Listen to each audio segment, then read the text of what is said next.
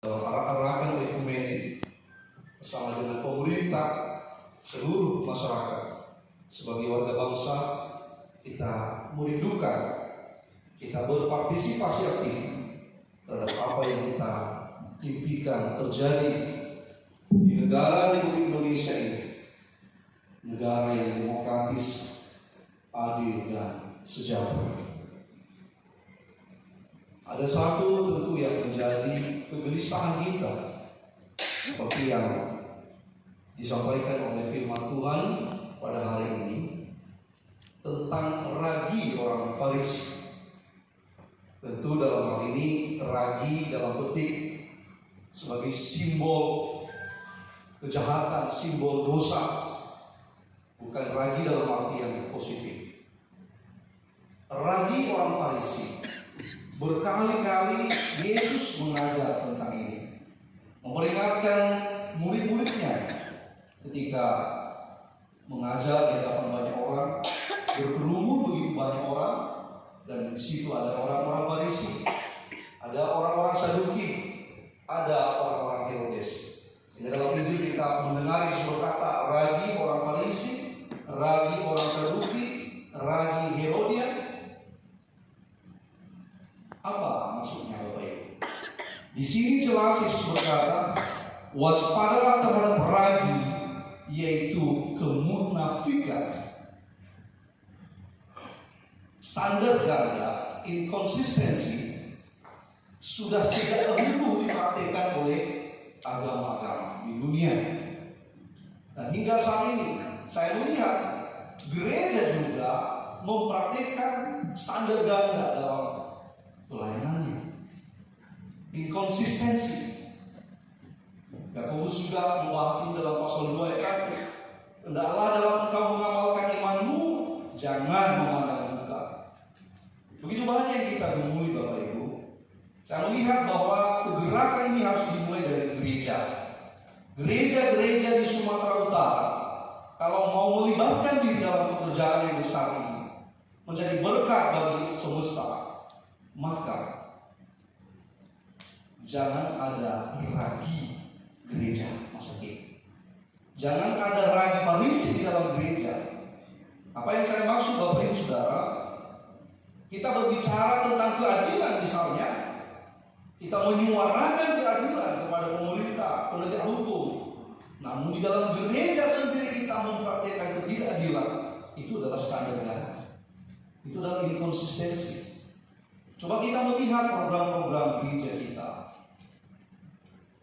Representatifnya PGI mungkin. Adakah kepedulian gereja kita? Tadi sempat disampaikan oleh Aman Sekjen GPP misalnya, disabilitas. Seberapa banyak sinode gereja yang memberi hati kepada mereka penyandang difabel? Adakah kita terpanggil?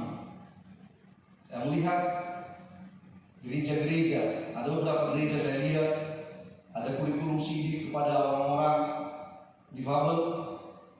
Tapi bagaimana ini kegerakan ini menjadi kegerakan bersama gereja-gereja di wilayah Sumatera Utara?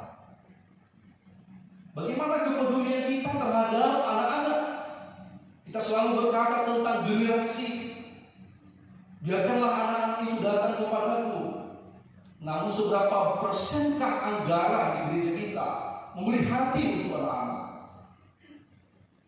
Mungkin pembangunan biaya operasional mungkin bisa mencapai 75%. Tapi mungkin untuk pelayanan kepada anak-anak mungkin hanya sampai 2%. Kita selalu berbicara tentang kemiskinan. Berapa persenkah anggaran diakonia? Secara tidak langsung sebenarnya Bapak Ibu Saudara, ketidakadilan sedang kita praktekkan secara tidak langsung. Oleh karena tradisi gereja kita mungkin yang tidak memberikan hati untuk hal-hal yang seperti itu. Berapa persenkah program kita selalu berorientasi kepada orang tua yang notabene sebenarnya tidak perlu lagi itu dibina.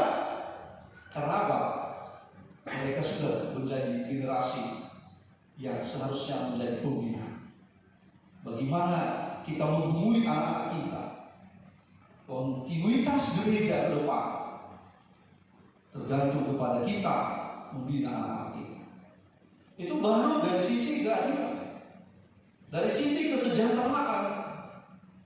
Kemarin di diskusi kelompok, misalnya di Nias, Bapak Ibu Saudara, rendahnya produktivitas, gereja tidak peduli. BLT, PKH, dan apa lagi, bantuan-bantuan.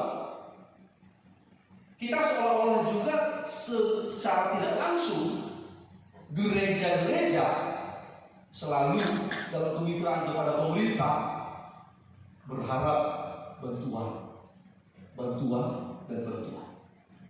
Nah, ini memang sebuah pergumulan yang terus kita temui. Setidaknya Bapak Ibu Saudara, ragi yang saya maksud di sini, tentu kemunafikan di sini jangan ada di dalam gereja. Totalitas kita ketika kita bersuara tentang keadilan mulai dari dalam gereja kita.